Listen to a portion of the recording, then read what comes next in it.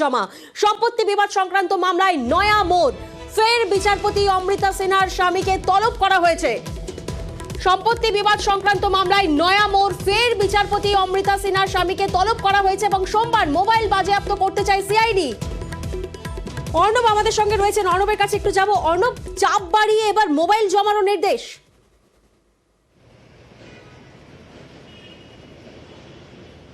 দেখো, সুপ্রিম কোর্টের নির্দেশে সিআইডি এই ঘটনা তদন্ত করছে এবং জানানি মাসে তাদের তদন্তের অগ্রগতি রিপোর্ট, যেটা আইন অনুযায়ী হওয়ার কথা, সেটা তাদের দাখিল করতে হবে এবং তার জন্য সিআইডি তদন্ত যা যা করে তারা তাই করছে।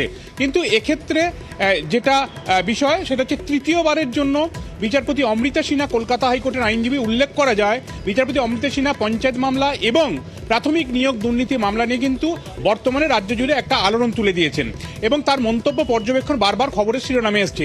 সেই বিচারপতি অমৃতা সিনহার স্বামী, যিনি পেশায় একজন আইনজীবী, এই আইনজীবী স্বামীকে 1 ডিসেম্বর 3.5 ঘন্টা জিজ্ঞাসাবাদ, তারপর তাকে 16 ডিসেম্বর গতকাল দুপুর 2:04 থেকে রাত 11:05 পর্যন্ত তাকে জিজ্ঞাসাবাদ করে সিআইডি ভবনে সিআইডির অফিসাররা। শুধু সেখানেই নয়, তাকে আবার তৃতীয়বারের জন্য নোটিশ দেওয়া হয়েছে এবং সেটা খুব সিগনিফিকেন্টলি 22 ডিসেম্বর, 20 ডিসেম্বর প্রাথমিক নিয়োগ দুর্নীতি মামলা শুনানির ঠিক 2 দিন পর।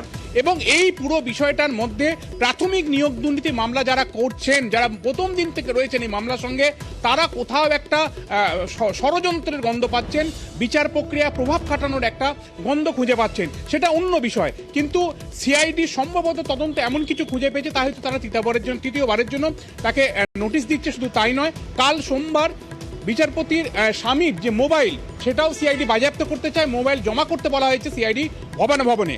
এটা যদি একটা হয় তদন্তের দিক, সুপ্রিম কোর্টের নির্দেশ মেনে সিআইডি তদন্ত করছে, এর একটা অন্য দিকও রয়েছে, যেখানে আইনজীবী সূত্রে আমরা জানতে পারছি যে এই 9 ঘন্টা জিজ্ঞাসাবাদ জায়গার বারবার ঘুরে ফিরে এসছে বিচারপতি অমৃতা সিনহার নির্দেশ এবং পর্যবেক্ষণ, এমনটাই অভিযোগ আইনজীবী সূত্রে আমরা জানতে পারছি।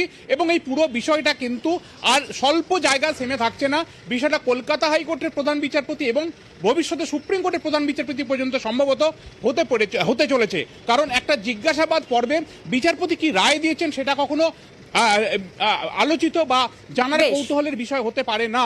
যে মামলায় 160 নোটিশে ডাকা হয়েছে বিচারপতি স্বামীকে, সেই মামলার বাইরে গিয়ে কেন এই ধরনের প্রশ্ন করা হচ্ছে সেটা নিয়েও সম্ভবত কোথাও একটা মুভ করা হতে পারে, এমনটা কিন্তু ইঙ্গিত দিচ্ছেন প্রাথমিক দুর্নীতি মামলার সঙ্গে যারা প্রথম দিন থেকে যুক্ত সেই সমস্ত আইনজীবীরা। একেবারে বেশ।